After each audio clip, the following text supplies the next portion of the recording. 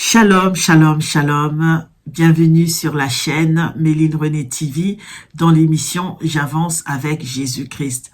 Je vous salue tous et vraiment je remercie tous ceux qui s'abonnent au fur et à mesure. Et aussi vraiment, j'espère que tout le monde va bien. J'espère vraiment que vous allez bien. Je vous souhaite le meilleur pour cette journée et pour les journées qui vont suivre. Donc pour ceux qui ne sont pas encore abonnés à cette chaîne, vraiment je vous invite à vous abonner massivement. Appuyez juste sur le bouton abonnez-vous et surtout n'oubliez pas d'activer la cloche de notification. Donc aujourd'hui nous sommes mardi, hier j'ai eu un petit souci de connexion donc je n'ai pas pu me connecter, donc la vidéo elle a tourné en boucle, elle n'est partie que ce matin. Donc mais aujourd'hui bien évidemment c'est un autre jour, donc nous allons continuer sur notre lancée en parlant donc du sujet d'hier. On va continuer concernant les enfants. Donc le titre de notre méditation d'hier c'était donc aimons nos enfants comme le Père aime le Fils.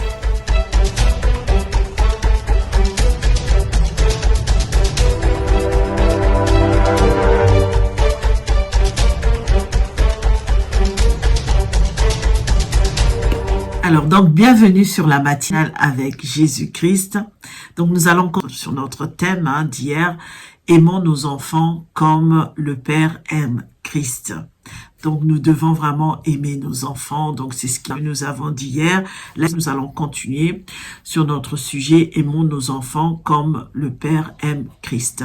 Donc, nous avons lu hier plusieurs passages sur lesquels je ne vais pas trop revenir, mais je vais quand même vous les donner. Je disais, hier, nous avons lu dans 1 Timothée 5, verset 8. Je lis. Si quelqu'un n'a pas soin des siens, et principalement de ceux de sa famille, il a renié la foi et est pire qu'un infidèle. Je reprends une autre version. Si quelqu'un ne prend pas soin des siens, et en particulier des membres de sa famille proche, il a renié la foi, il est pire qu'un incroyant ou un non-croyant.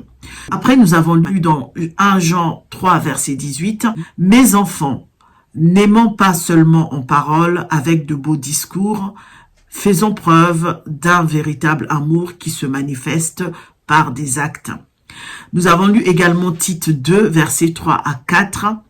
Tite 2, 3 à 4 dit que les femmes âgées doivent aussi avoir l'extérieur qui convient à la sainteté, n'être ni médisantes, ni adonnées aux excès du vin.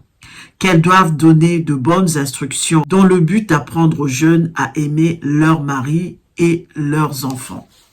Nous avons lu également dans Jean 3, verset 35, « Le Père aime le Fils et il a remis toutes choses entre ses mains. » Nous pouvons aussi donc rajouter Marc 12, verset 29 à 31. Jésus répondit, « Voici le premier. Écoute Israël, le Seigneur, notre Dieu, est l'unique Seigneur. Et tu aimeras le Seigneur, ton Dieu, de tout ton cœur, de toute ton âme, de toute ta pensée et de toute ta force. Voici le second. Tu aimeras ton prochain comme toi-même. Il n'y aura pas d'autre commandement plus grand que cela. » Hier, nous avons vraiment insisté sur le fait que les parents doivent aimer leurs enfants, leur montrer aussi par des actes, comme nous l'avons dit un peu plus haut dans le verset que nous avons lu, aimer leurs enfants comme ils sont, donc les aimer, ne pas les comparer, s'intéresser à leur centre d'intérêt. Il faut pas qu'il y ait des abus.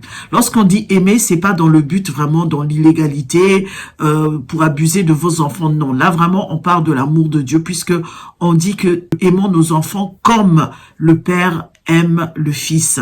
Donc c'est vraiment accepter nos enfants comme ils sont, les aimer et comme ils sont, et pour ce qu'ils sont et non pour ce qu'ils font. Parce que après, on est là pour les encadrer aussi, pour les orienter quand il faut, lorsqu'on voit que ça ne va pas. Donc c'est vraiment un amour qui est vraiment encadré.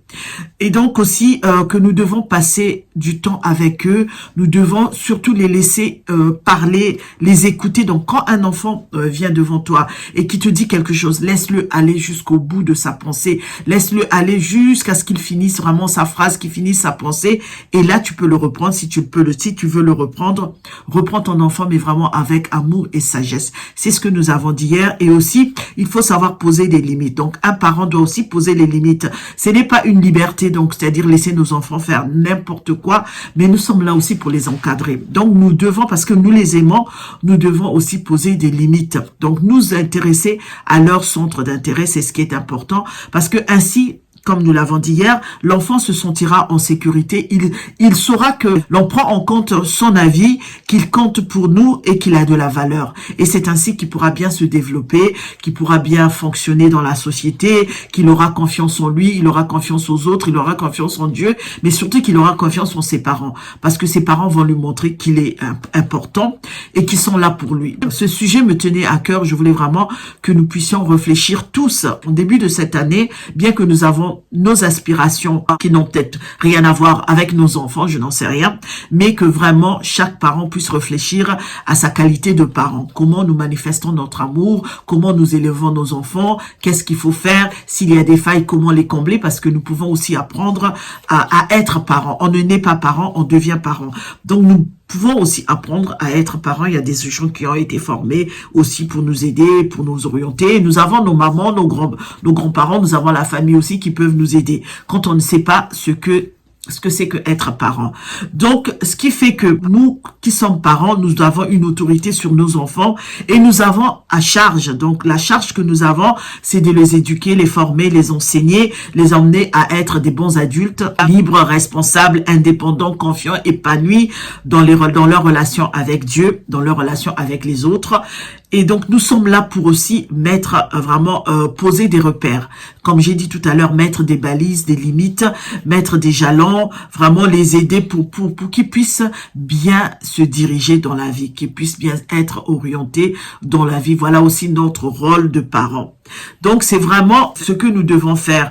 Nous ne devons pas abuser de notre rôle de parents. Il y a certains parents, il faut le dire, il y a certains parents qui abusent de leur rôle de parents. Ils deviennent violents, ils deviennent des agresseurs, ils ne laissent pas parler les enfants, ils insultent leurs enfants, ils font vraiment ce qu'il ne faut pas faire à un enfant. Nous sommes là pour les conduire, les diriger. Ils n'ont pas cherché à parachuter dans nos vies, dans nos maisons. Ils sont arrivés, nous sommes là pour pouvoir les élever, les éduquer, les encadrer. Donc voilà vraiment des choses que je voulais partager avec vous.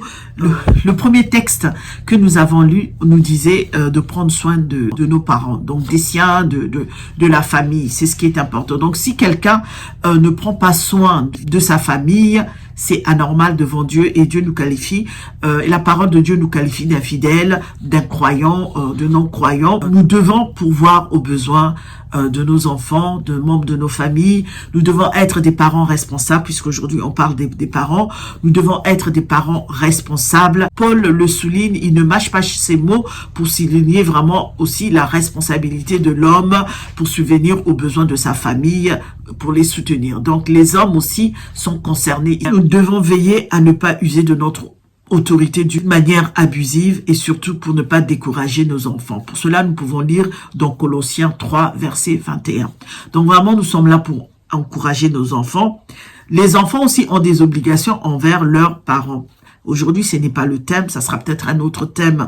Une autre fois, on pourra réfléchir là-dessus parce que c'est important aussi que les enfants sachent quelles sont leurs obligations et devoirs envers leurs parents et aussi envers l'Église, envers la société. C'est important de vraiment pouvoir les exhorter. Là, nous pourrons lire Éphésiens 6, versets 1 à 3. Donc, je disais que Jésus lui-même a donné un exemple en matière de prendre soin des siens lorsqu'il a pourvu à un foyer, à sa mère, auprès de son disciple bien-aimé. Donc, il a confié sa mère à un disciple pour qu'il puisse prendre soin de lui. Donc, par amour pour sa mère, il n'a pas hésité. Donc, voilà ce que nous devrions faire. Donc, nous sommes arrivés à la fin de notre vidéo. Pour ceux qui ne sont pas encore abonnés à la chaîne, je vous invite à vous abonner massivement Et je remercie aussi ceux qui se sont déjà abonnés. Soyez tous bénis et surtout n'oubliez pas d'activer la cloche de notification et de faire le partage. Vous avez aussi la possibilité de liker. N'oubliez pas, c'est gratuit. Je vous dis donc à demain pour une autre matinale avec Jésus-Christ. Soyez bénis, que Dieu nous bénisse, que Dieu nous garde. Au revoir.